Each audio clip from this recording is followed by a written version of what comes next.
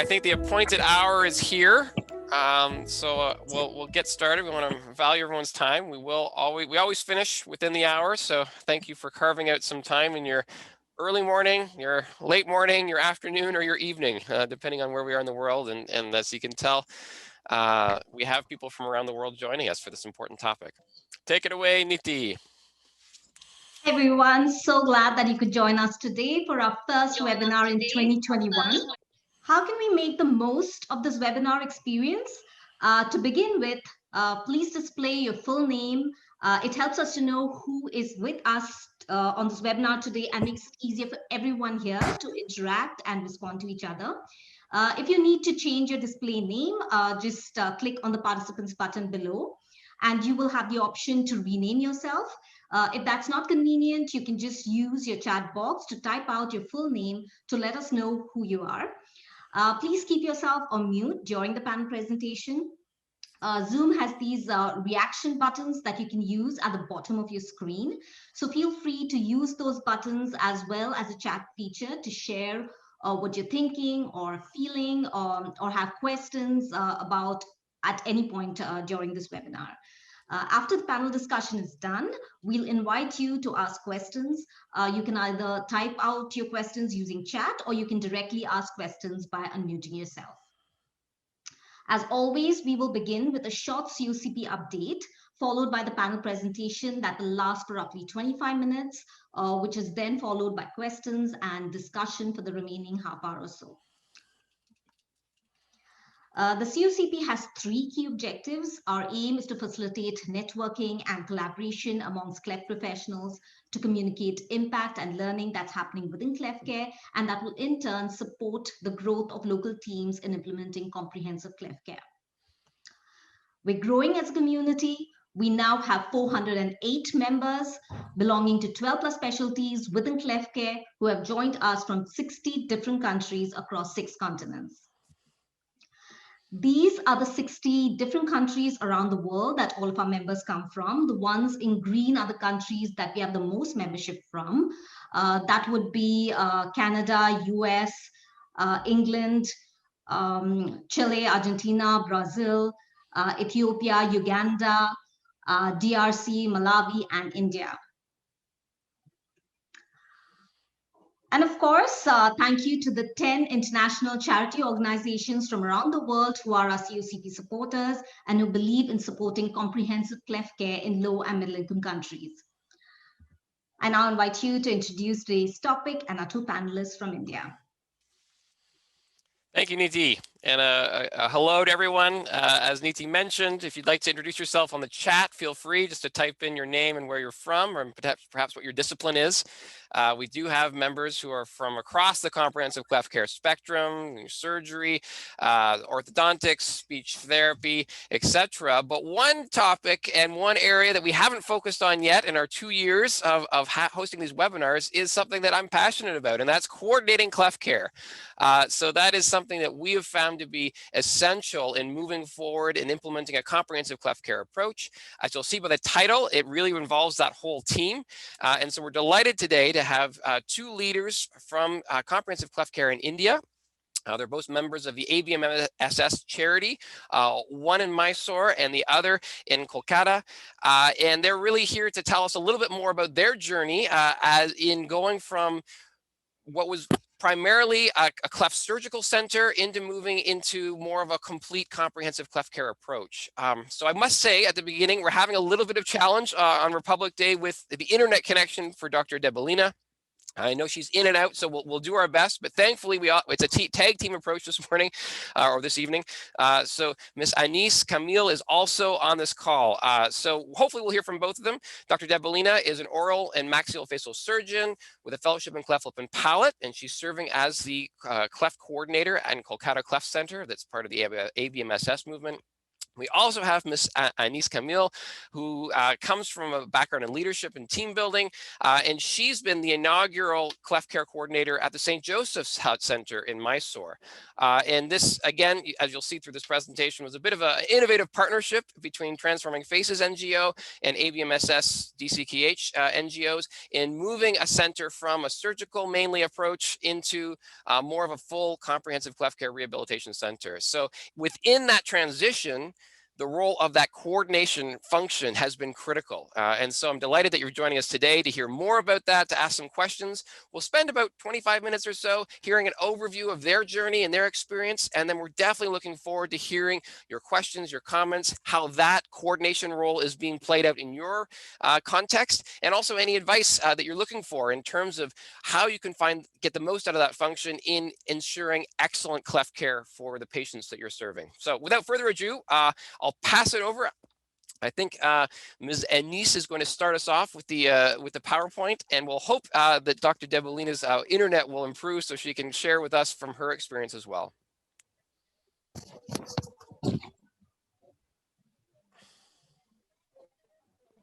Hello. We do hear you, Dr. Debolina. Hello, everyone. Ah, that's better. It's loud and everything now. This is good. We're all in the same boat. We know around the world. Yeah. Like my own house right now in Toronto is under lockdown. So we have several children on internet only for school, anything. So we're all aware of this problem of bandwidth as a concern, but we're so glad that we hear your voice. Yeah. To my side, I would like to request. I'm sorry, Dr. Debolina, I don't think it's going to work right now. You're cutting out. So Ms. Anis, if you could start us off, and then we'll see if we can get Dr. Debolina on if the internet improves. Sure. Good morning, everyone. Wish you a very happy New Year. Though it's evening here, and good evening to each one of you who have joined for India, and a happy Republic Day. So, okay, let's get started with today's presentation.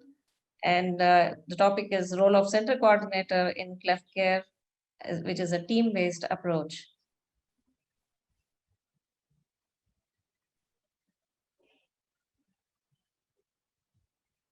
Okay, this is just an overview of what has been done so far in terms of comprehensive cleft care from the Kolkata team. This is probably about 1 year's data, which talks about there have been 403 surgeries being done so far. Speech therapy patients, about 95. Ortho and NAM patients, 55. And so far, 80 dental sessions being done and under the comprehensive cleft care. This is the St. Joseph Hospital Mysore cleft team. This is the entire team from Mysore. You can also see Hu and Courtney over there on their first visit to Mysore. Once we started the comprehensive cleft care. And from September 2018 onwards, so we have treated over 300 plus patients under comprehensive cleft care. 65 patients have enrolled for orthodontic and dental treatment. 130 patients actively enrolled for speech therapy, and about 100 patients treated under ENT. Not to mention the NAM and nutrition also has been subsequently been carried out, and it's always been above par. Okay, so I just wanted to introduce from where we started off. So Mysore as a center, we started with the cleft care in the year 2013 with the limited or the auxiliary services, which we can say, which was more restricted to surgery and a part of speech therapy and a little bit of orthodontic. And then we had Transforming Faces giving us a lending hand to ensure that the patients here also could get a comprehensive cleft care. So now what do we mean by comprehensive cleft care? So it is more to do, or we can say that it is a total or a full rehabilitation or a complete treatment given to the cleft patients or cleft children here.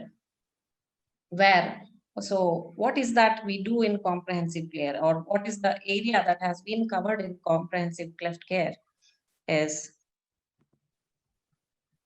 we have a circle of cleft care, which we say here. So it starts with a newborn. So when they come, whenever we have a newborn coming into our center, so we always check whether the newborn is good enough hygiene. So whether it, is there any necessity for the nutrition to be given? And then we go ahead with the counseling to the parents as such, because they are in a very desperate situation where they do not know much about cleft as such. So we educate them that, yes, there is a cleft, but then it can be treatable. And then the next aspect, what we cover under comprehensive care, is the transportation assistance. People coming out from rural areas who cannot afford to come to the centers, because for them it would be missing their daily wages and coming to the hospital just to show for the treatment. So transportation assistance is something that we provide to them. Then the parents support anytime any queries they have, that is being taken care of. And then we have the orthodontics and the dental care for the patients. And these patients are also affected a lot in the ENT as well. So hearing and speech therapy is also provided. And last but not the least, the surgery aspect is also taken care. Now, when we have the circle of cleft care, so to complete this entire activity, we need a person to be coordinating with the patient, the family, and the team who is actually going to work to help each cleft child come through or go through all the phases of different aspects of services which is required. So that is where a role of a coordinator comes into picture. And so far, myself and Dr. Debelina have been working on through this. So we are a link between the team, family, and the patient, so that the circle of cleft care is taken care very well, and the services are given to the patients or to the needy patients. So to begin with, we have a host of activities that we do. The first one would be the OPD and the social counseling. So whenever a patient is coming into the center, a lot of counseling is being done, because yes, as a cleft team, we know a lot about cleft, but to a layman or a patient per se, they wouldn't know what is cleft, and they wouldn't know whether it is treatable. So we do counsel them, put them at ease, and tell them, yes, this is can be taken care, and they don't have to worry, and we are here to take care of it. The second aspect, what we do is nutritional counseling and stock maintenance. So each baby or each cleft child is looked into, whether they have appropriate weight, whether the hemoglobin is good enough, or if there are any other challenges which the baby is facing. So everything is taken care of, and not just giving away the nutrition to the babies, also the stock maintenance is also taken care of. Next, we would have this admission and ward rounds. So as soon as a surgery is being performed, we do a ward round just to see that, the patients are, feeling at ease. We talk to them on a daily basis to ensure that they are happy. And in turn, this would create a goodwill for us, and they can go out from here happy and talk more about our center. So that's a major advantage when we go for a ward round. And of course, the admission formalities are also done. The next one would be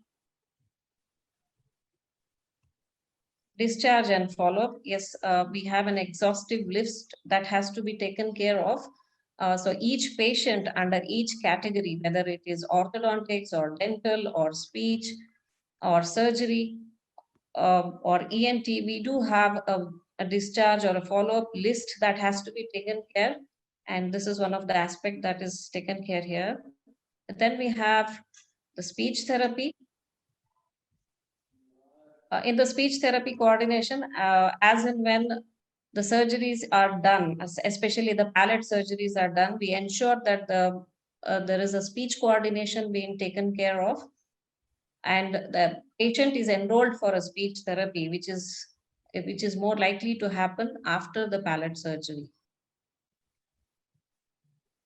This is an orthodontic follow-up. I mean, yes, we do not have each and every patient coming into getting the orthodontic treatment, but we do have batches. We take care it in the terms of batch wise, where we enroll a few patients getting into orthodontic treatment, and we ensure that we have a good connect with them so that they come again whenever they have been asked to come to, and we ensure that the follow-ups are made and the patient is coming up regularly.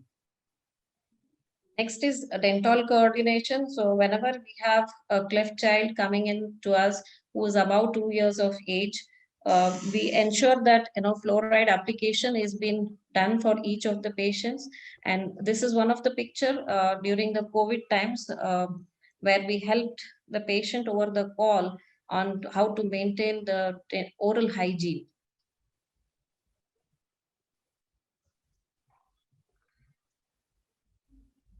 Next is awareness programs and outreach camps. So awareness programs is an integral part of a role of a center coordinator. So without this, we wouldn't have more of footfalls coming into our center.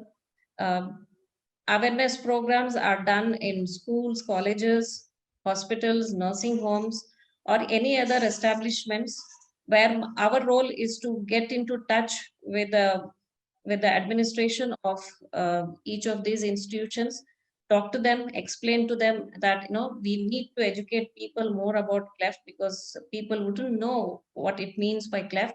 And thereby, when we have a larger crowd getting into know what is cleft, we can also look at having more of footfalls. So our job is to get in touch with the authorities concerned and ensure that we give a presentation. So these are few of the pictures wherein in the schools and colleges we have been presenting and letting people know what it means by cleft. This picture talks about an awareness camp given to the social or the health workers in a rural area. Again, a school and outreach camps. Yes, this is also one of an important activity that we do month on month, wherein the concept is usually the patients reach out to us. In this case, we reach out to the patient area, or we have wherever we have a more amount of people concentrated in a particular area, we ensure that we have a hospital or a setup in place where we reach out to them in their hometown and ensure that we give them whatever help which is required or whatever treatment is required as such for each of these patients. Next comes the administrative work. Under the administrative work, we have the team meetings. Now, when it comes to team meetings, it means that we are planning for the next month, and my role here would be to ensure that all the team members are present, prepare an agenda for the meeting, ensure everybody is available on that day, jot down the minutes of the meeting, and ensure that whatever has been said and done in the meeting is also followed through and completed in the coming days. Next comes the treatment plans. Yes, this is also one of the most important aspect or a day-to-day stuff that we do. So as and when we have new patients coming in, we ensure that the treatment plans are written in the OPD registers. And also we have a concept called cleft passports. The picture you can see here is a cleft passport, which is given to the patient here. In detail, what is being written, more details about the patient and what are the other services that are required in future is also jotted down in the cleft passport. so that if the patient goes through that, they know what is next and when they have to come back to us. Next are the follow-up Excels. This is a very exhaustive a list that we maintain on a day-to-day basis. Maybe we hope to, make it more elaborate in the coming days, or maybe make it digital. This is more important and very critical data for us to keep on a daily basis. This talks in detail about each and every patient that we have. Moving ahead from the Excels, the next activity that we have to do is the invoices that we work on.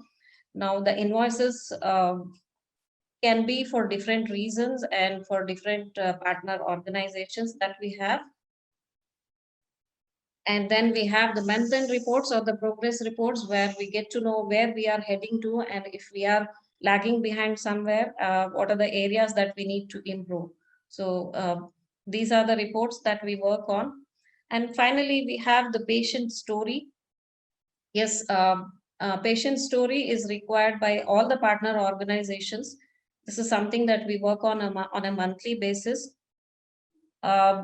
The office, the ward rounds, the counseling, all these aspects help us to build up a story about each and every patient, probably where some of the interesting cases we get to know out from there, and we ensure that we pen it down and hand it over to the partner organizations where it is helpful in terms of marketing. This is one of the story from Mysore, which has been put up in the TF website. Okay, moving on ahead from here. So as a role of a center coordinator, we also face a lot of challenges as such. So few of the challenges are put up here. The first one is the steep learning curve. Now, what we mean by steep learning curve here. So for me, a person who is not from a medical background as such, learning was very steep for me. I would say to start off with, I can say that empathizing with the patients, empathizing with the patients is really important. We have an eye contact, and you talk to the patients, put them at ease, and being in their shoes, and let them know, you don't have to worry, and everything will be taken care of. It's a really difficult job for any person to do. So I would say that's the first point. And then knowledge about all the specialities. Maybe not practically or surgically, but yes, theoretically, a coordinator should know more about all the specialities which have been taken care in the particular center.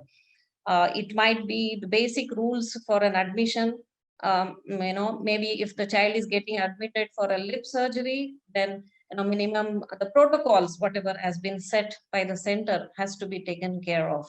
Now at this role, the data has to be intact, and it has to be managed in such a way that there should not be any mistakes from here on.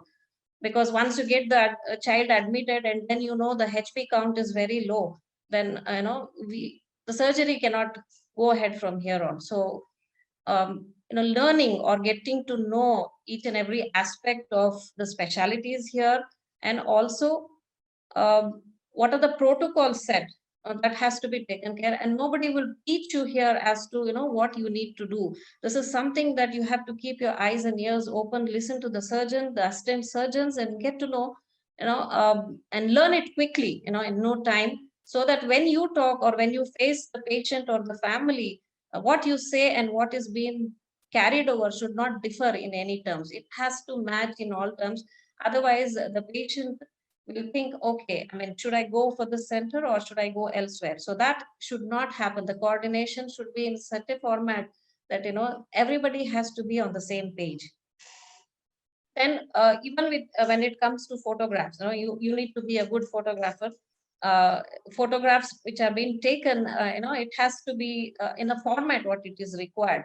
The photos which are required for an orthodontic treatment might differ from the photographs which have been taken for a surgery, or for any other matter, or maybe for a speech therapy. recording is more important. So you need to know, what needs to be done under each specialization. Maybe not surgically, but yes, theoretically, yes, you need to know all this, and you have no time to learn all this. I mean, you have to be quick on your toes. And then even when you are working or when you're giving the awareness programs, you know what needs to be spoken to, and look at the audience that you have. When it is a school going kid, the audience and the questions and what needs to be told might be differing from when you are talking to a team of gynecologists or doctors or nurses. So you need to have your slides well prepared enough, your knowledge well enough, so as to answer each and every question what is being raised from the audience. You have to be thorough on this, and you have to be on the same page, the same learning on what the other members in the team have.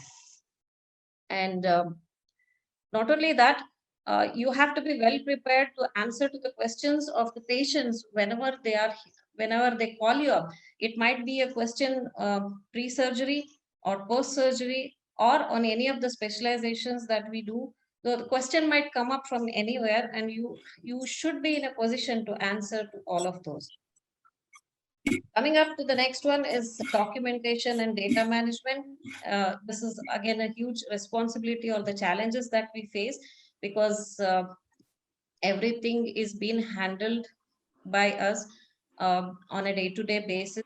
And the data which is required by a surgeon might differ from a data which is required from an animator, or the data which is required by a speech therapy might differ from what a data is required by an orthodontist. So we have to ensure that the data whichever we manage is exhaustive in nature, wherein any moment anybody coming up to you with any kind of data that they require, we should be in a position to pick it up and give it to them. Next is keeping track of treatment details of the patients. Yes, again, this is one of the challenges that we face. Yes, we are maintaining it well, but looking at,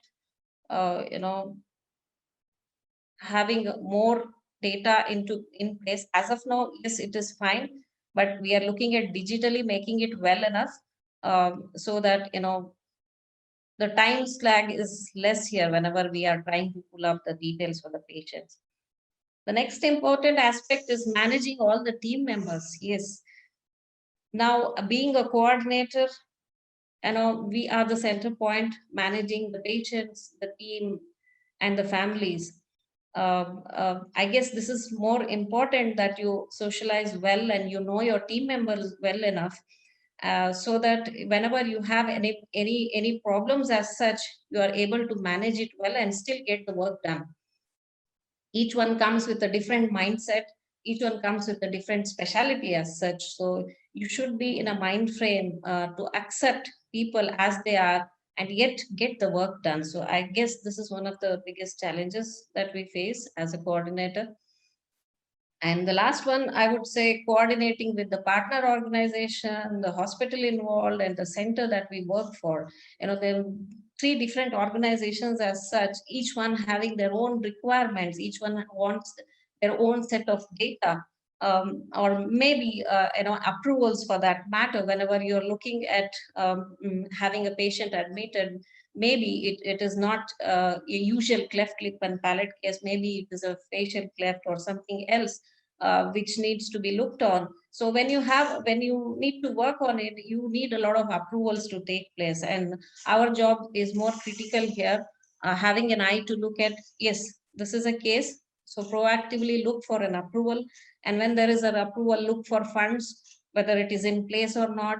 Then go ahead, bring in the patients there and get the required things done. So coordinating between the different organization or the partner organization as such is really difficult enough because it takes a lot of time and patience.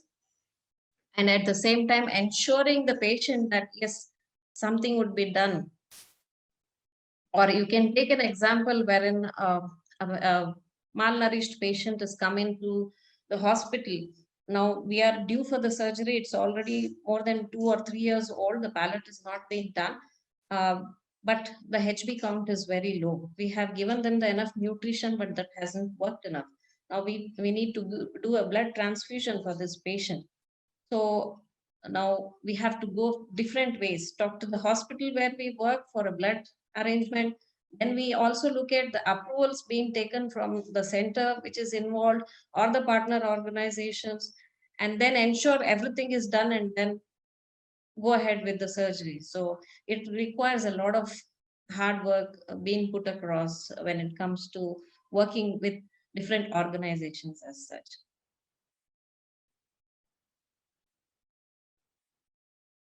To conclude, I would say the role of a center coordinator starts from to be a cool and a calm person, but yet on the toes all the time, available around the clock, proactively communicating, coordinating with the team and the family and the patient, having an eye for any challenges or to see if there can be any improvements as such which can be done within the team.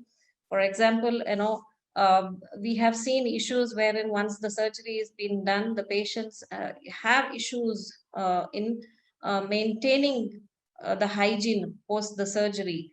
The do's and don'ts have been told to them, but at times it is being missed out. So yes, we can give them a sheet or a protocol or the rules or do's and don'ts that they can follow through. So always we have to be ready to accept any challenges, at the same time give any solutions which can be sorted out within, proactively communicating, and most of all, everything has to be done in time.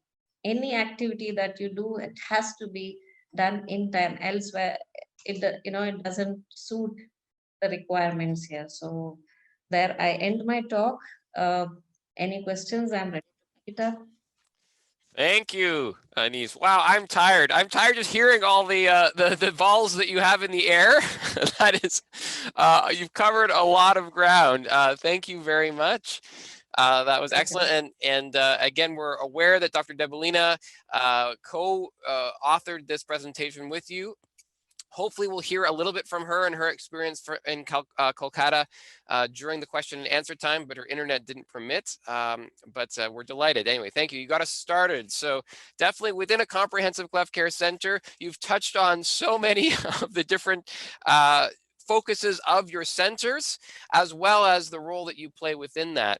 And so we'll give everyone, this is our time to ask questions and comments. There is no shortage of topics that we could talk more about. I think one thing we heard definitely from that presentation was that there's no one way to do cleft coordination, that you have taken very much with your team, much more of a leadership role in how everything works, and other organizations may have taken some other tacks as well. So I'd be delighted to hear from everyone on this call. What questions do you have in building on what Anis and Dr. Debolina prepared for us for how that coordination function happens, and what stood out for you as something that either is different in your context or you'd like to know more about?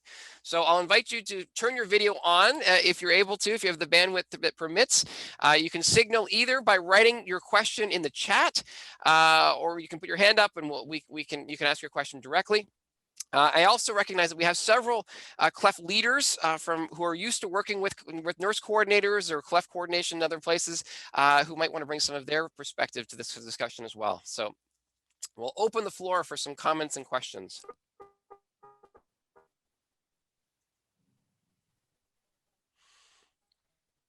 So we hear Dr. Marina jumping in first from Santiago de Chile, just really building on that education component that Anis, that you have talked about, that idea of being aware, especially in a setting where the history has been primarily focused on surgery, but that you, as someone who's an interface between all the different specialties, is in a almost unique situation of being able to understand the whole journey of comprehensive care and using that for the education function.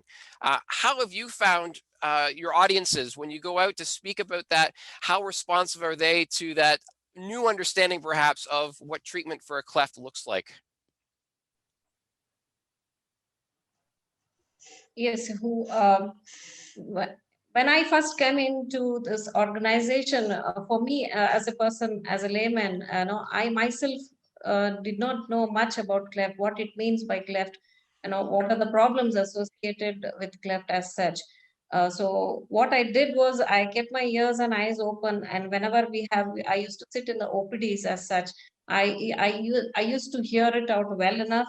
I went through the presentations which were there earlier, which our surgeons, Dr. Manu Prasad and the team used to use.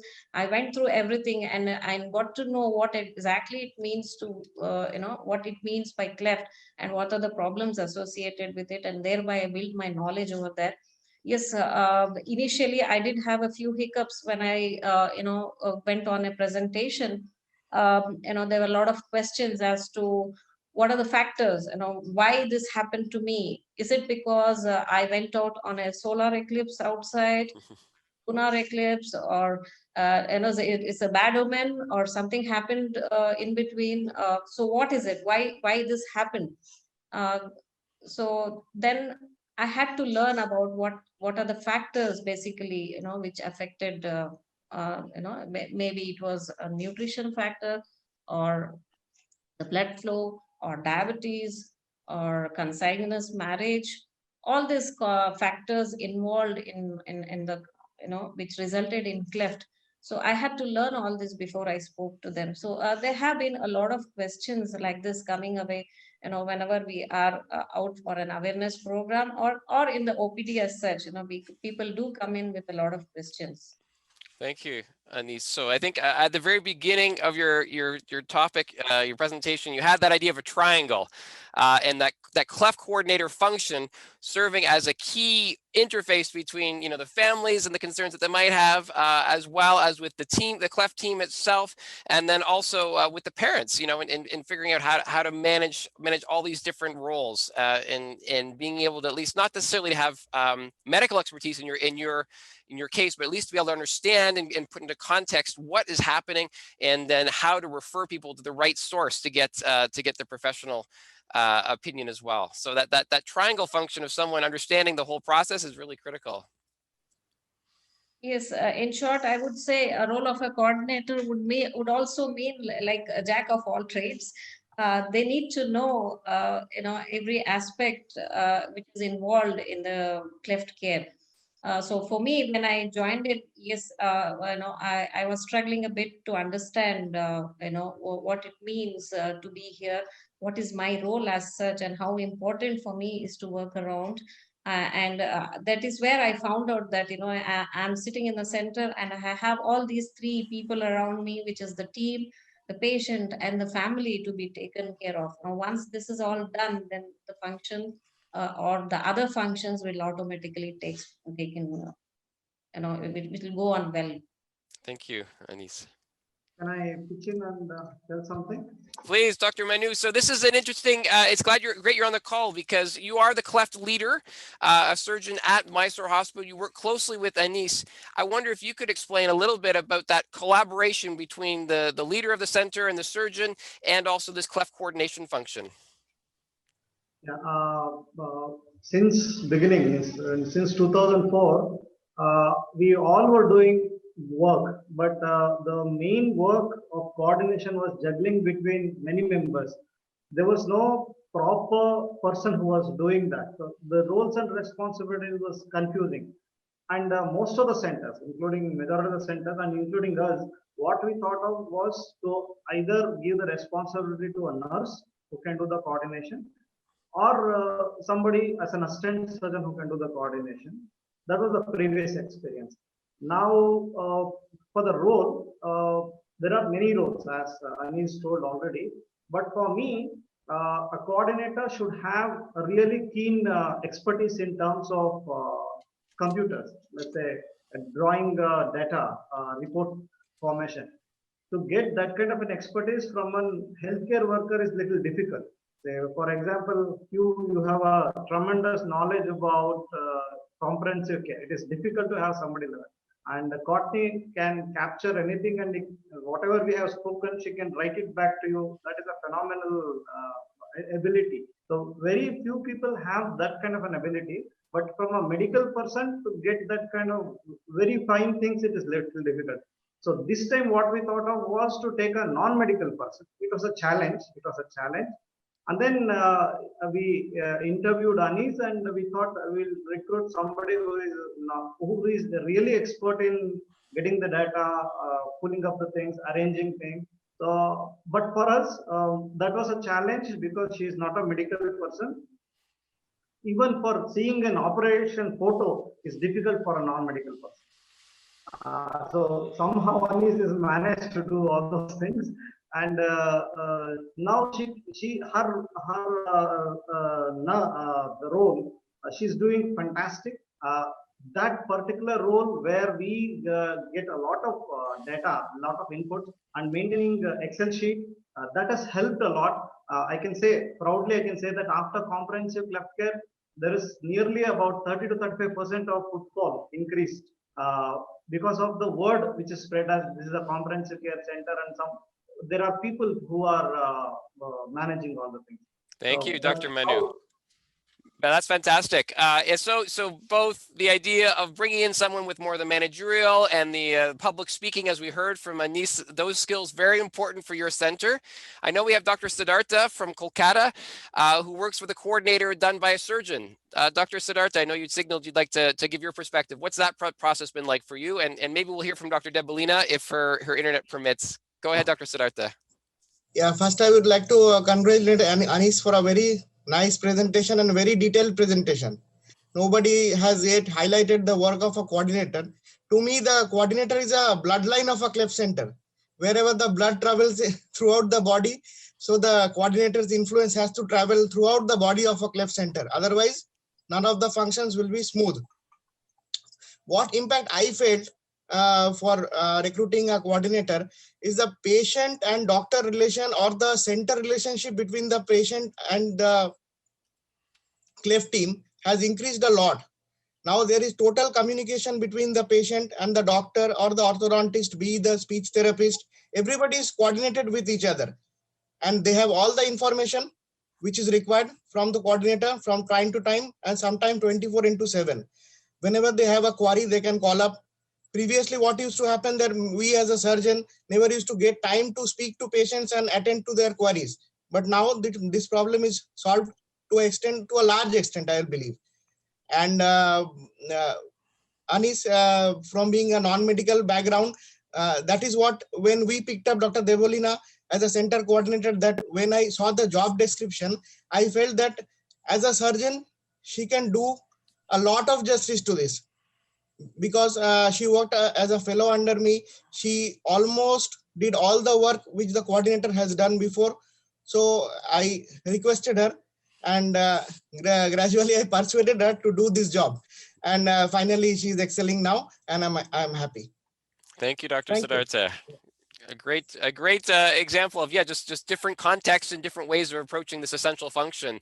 But I definitely hear that central role of communication, both amongst the multidisciplinary team, communication with parents, and then also within both of your centers, there's that other triangle. So we have the triangle between the larger hospital, the NGO sponsors, who require certain reporting and administrative functions, and then also communication within the team.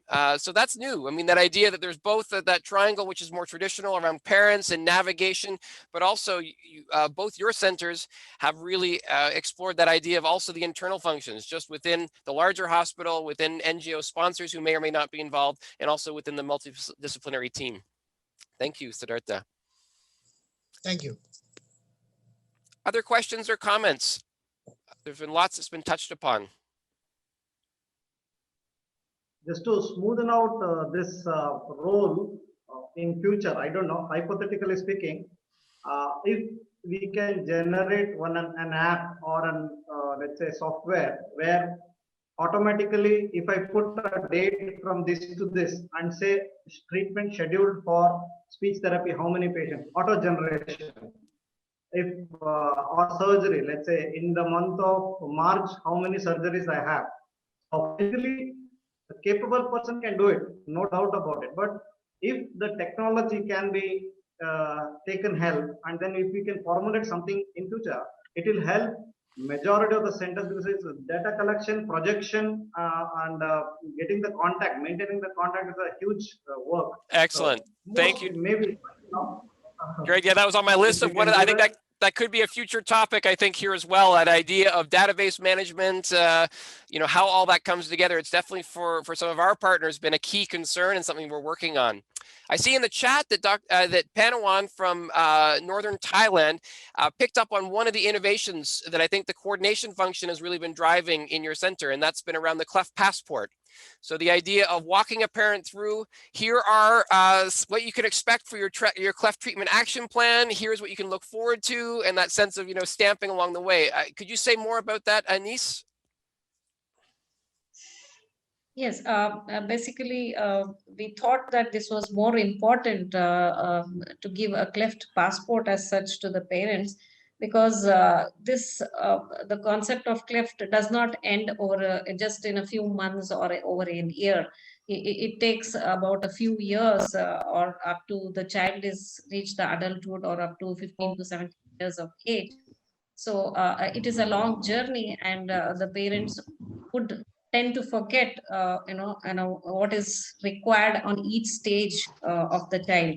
It might be a lip at 3 months, it might be a palate at 1 year, it might be an AMD case, or a bone grafting at the age of 8 to 10 years, and a dental treatment between 9 to 11 or 12 years, and a rhinoplasty at a later stage. So, each segment is done on a stage wise.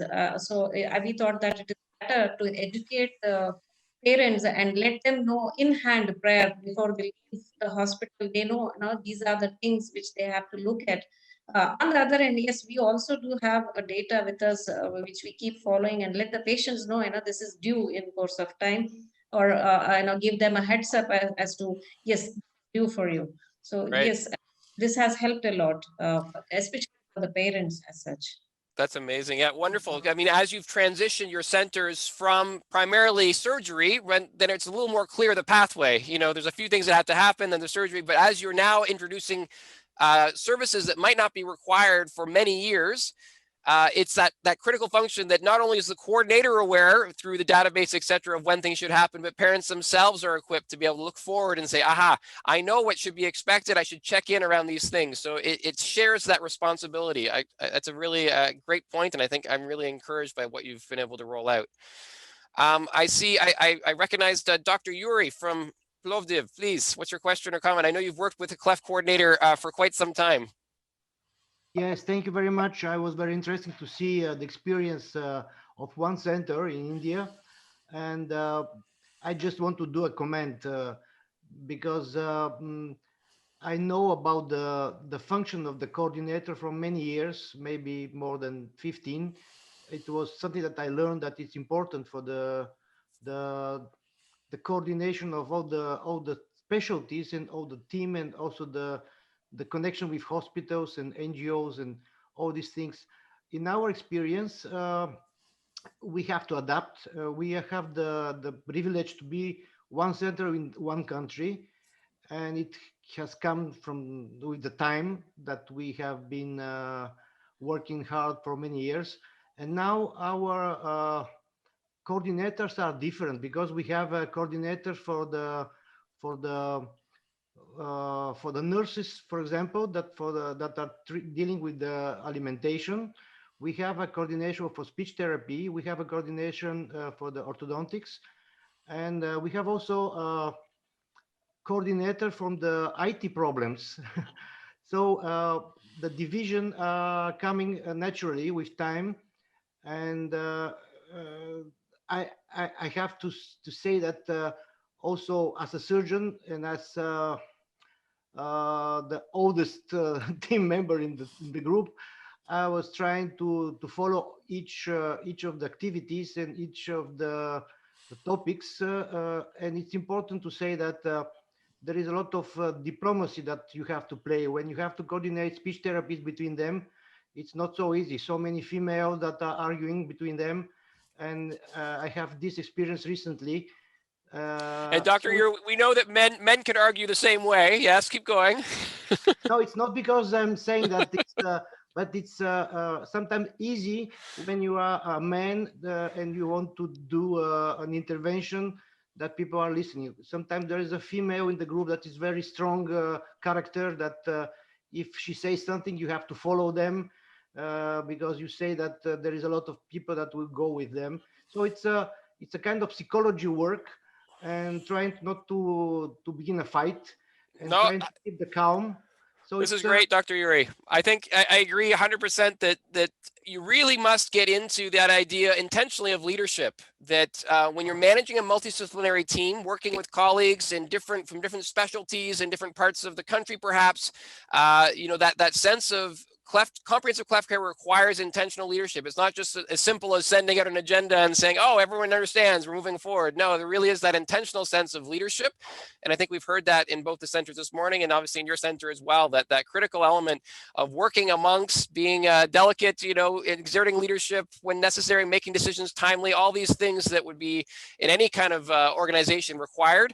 That is required when you're dealing with something as complicated and long-term as comprehensive cleft care. So thank you, Dr. Yuri. That's helpful. Just to add that sometimes it's more easy to do the practical technical work in surgery or in IT than to deal with people, because people are much more delicate to harm or to make them to believe in your idea. So Certainly. it's much more difficult to keep the calm and enthusiasm than to do a practical job. Thank you, Dr. Yuri. And that comes back when we heard from Anis about even where patients are coming from, you know, coming in with certain stigma or bias or misconceptions about you know, where cleft comes from or how it's caused. You know, that's not as simple as just, you know, handing someone a piece of paper and saying, no, we know this, go ahead. But there is that sense that the coordination function, a nurse coordinator or a surgeon or a manager in that sense can really reassure patients in walking alongside them, letting them hearing their concerns, and then being able hopefully to let them know, no, this is not your fault. You know, this is not this is something that's beyond you know, looking at the eclipse as Anis mentioned previously. I see Elizabeth in the comments mentioned that idea of good data management, including pictures, evaluation, and we heard that even in the presentation, that idea of the cleft team, comprehensive cleft team members coming together to review cases, to see what's going well, to suggest what's going on there. Elizabeth, I'm not sure if you want to say anything more about that.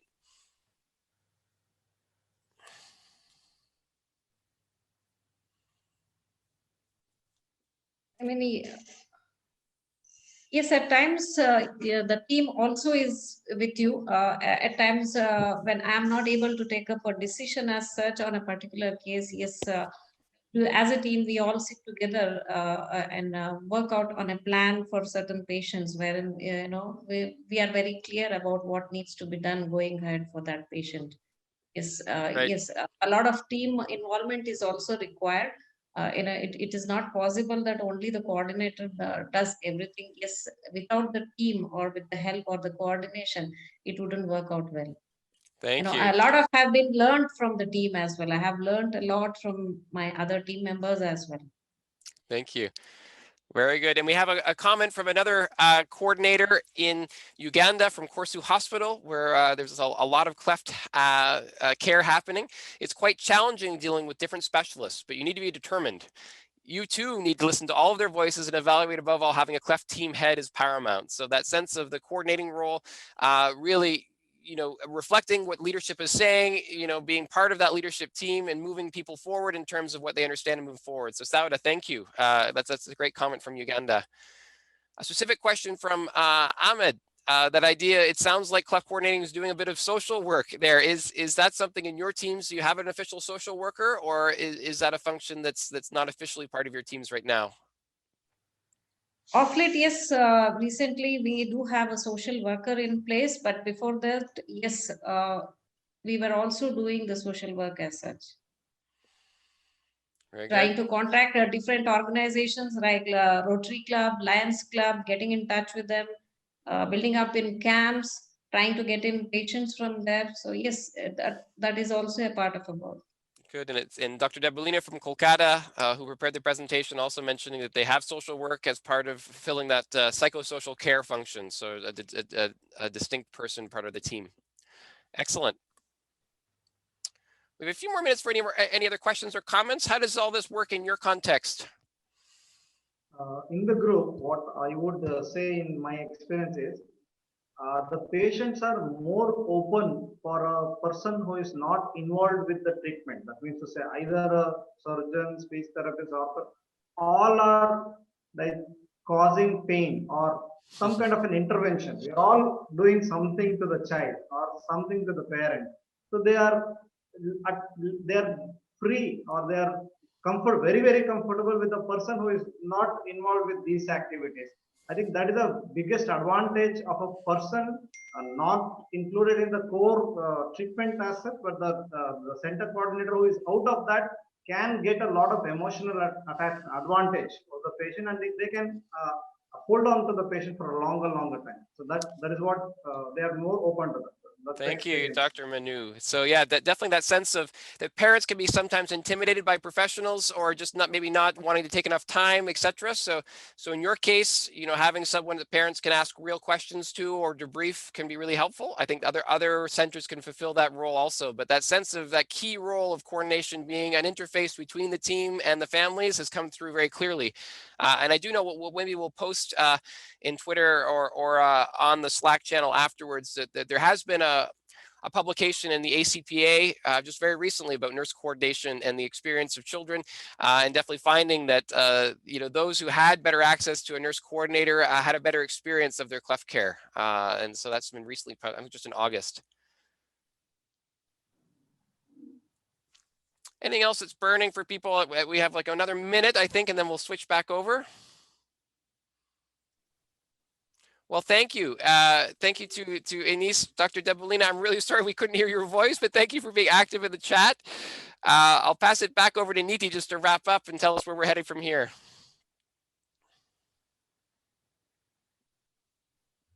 Thank you. Thank you. You're welcome, Eunice. I think you're on mute. There you go, Niti.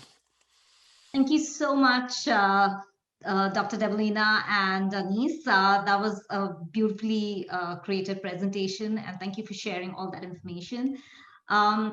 So I want to talk a little bit about Slack. The CUCP has a Slack, has a workspace on Slack where we have 14 cleft care specialty channels, including one on webinars, where today's webinar recording will be posted. It's a very secure, member-only space for having conversations with other cleft professionals from either your own context or other country contexts. It's a space where you can discuss and contribute to discussion threads on CCC topics that are of interest to you. All CUCP members would have received an invite to Slack at the time of being accepted into CUCP. So many of you are already members and have participated in conversations there. For those who are not or would like to get more familiar with Slack, I will be holding 2 Slack orientations every month, because we would really love for you to use the space to network amongst each other and to collaborate with each other. The first orientation is on the 3rd of next month, same time as our webinars. The second one is on the 17th at 11 a.m. EST, which is about 2 hours from whatever time it is right now for you. 3 hours, 3 hours. All right, yeah, 3 hours. So feel free to drop in on one of these orientations to get more familiar with Slack and to make the most of this platform. Great. Thank you, Niti. And so that is a great chance to continue this conversation. This video will be uploaded onto our channel. If you haven't subscribed to this, there's a lot of webinars there that you can get people. Some of you maybe have watched today's and said, there's some key questions here that our team needs to wrestle with, some key functions that in Mysore and Calcutta, this is how they've addressed. I wonder how we'll address it in our training. You can send this link along and have them follow along to see the experience of 2 centers that have just transitioned from a mainly surgical practice into more of a comprehensive approach. You can also follow us on Twitter. So this has been a really important topic, I think, to get this conversation started, and we're so glad you made time today. So welcome, everyone. Thank you for joining us, and we look forward to seeing you the next time. Thanks, Sue. Thanks, Niti. Bye, everybody.